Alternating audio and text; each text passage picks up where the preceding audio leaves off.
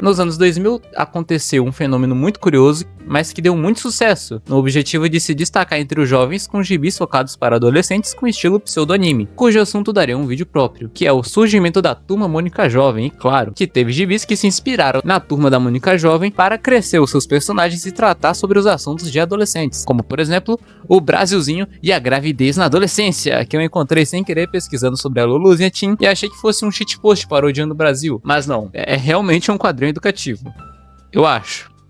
Tem umas coisas meio estranhas. Recentemente, digo muitos meses atrás, eu fui para uma livraria com a minha mãe e minha irmã por algum motivo muito específico, na qual eu esqueci. E comprei duas coisas: Matemática com Textos e Aplicações 2 de Luiz Roberto Dante e Luluzinha Teen Vestidas para Arrasar.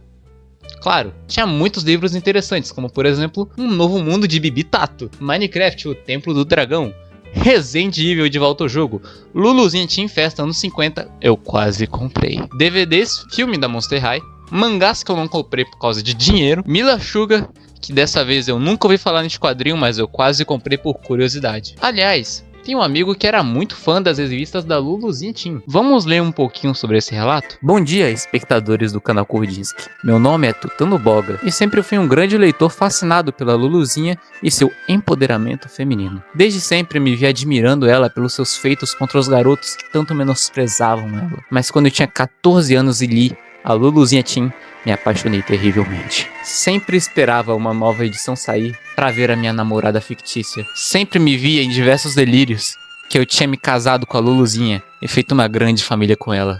A minha paixão era tanta que eu nunca conseguia namorar, porque nenhuma garota se parecia com Lulu. Nada se equiparava a ela. Nenhuma garota real me fazia olhar como eu olhava pra Luluzinha na edição número 4, setembro de 2009, vestida de Kill Bill. Aquilo foi uma experiência que só se repetia com a Luluzinha. Mas quando eu vi que a Luluzinha e o Bola ficaram juntos, eu fiquei com uma raiva inconcebível que alcançou o meu coração. O meu espírito foi quebrado e destruído em milhares de pedaços.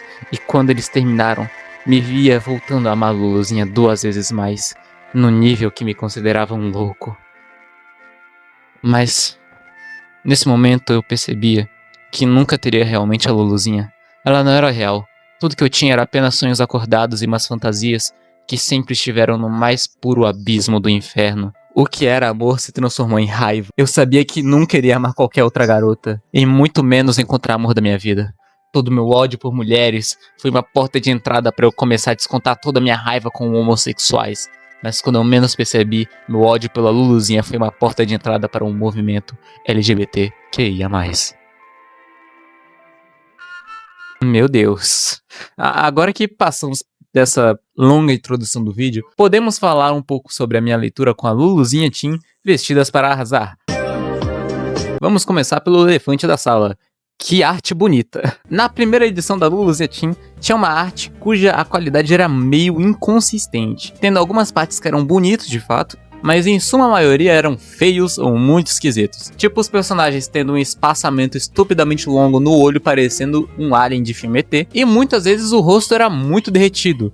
Meu Deus, cara, o que fizeram contigo? 70% das suas aparições você tá com a cara deformada, viado. Mas pelo visto, com o passar das edições, a arte do quadrinho foi melhorando até ficar muito bom. E nesta edição, pessoalmente falando, tá muito bem desenhado, com só poucos painéis que os personagens ficam com cara derretida pra caceta e o cenário ficou muito bonito. Mas sabe o que chama atenção também? O design dos personagens, porque rapaz, a Puberdade pegou os personagens de jeito, tanto que se tirassem o título Luluzinha Teen, eu nunca nem teria sequer pensado na possibilidade desses personagens serem aqueles, tá ligado? Tipo o Alvinho, que parece uma versão boy band do Billy Idol, o Bola, que não é mais Bola, Glorinha, que saiu de uma criança riquinha crespa loira e virou uma versão do bem da Virgínia. Me desculpa por essa frase, pode me executar, vai.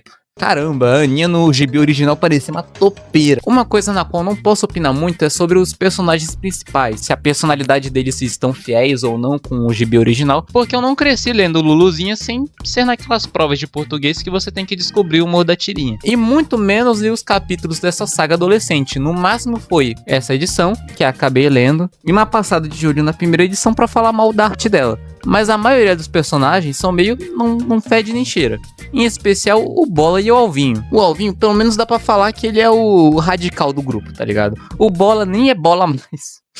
Bola fora. A Glorinha, dentre todas, acho que é a mais privilegiada, tanto pela classe social, tanto pelo fato de que ela praticamente é protagonista dessa edição, tá ligado? Mas mesmo assim não me deu aquele tchan, não me deu aquela coisa. E a mesma coisa serve pra Lulu e Aninha, mas pelo menos eu rio com a cara dessas duas, assim como por alguns momentos.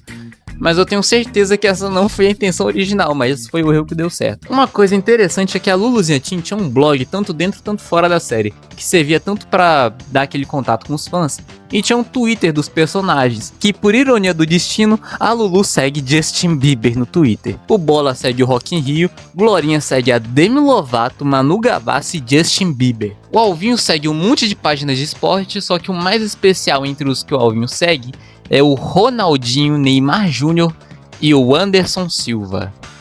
Admito que ia ser muito engraçado se ele seguisse uma página de casa de aposta. Aninha segue Star Wars Oficial e por algum motivo Neymar Jr. Eu estava torcendo muito para que ela seguisse o Ei Nerd ou Dave Jones. Me chupa, esse cara que chupa é muito chato, cara. Caraca, chupa a mãe, seu puto.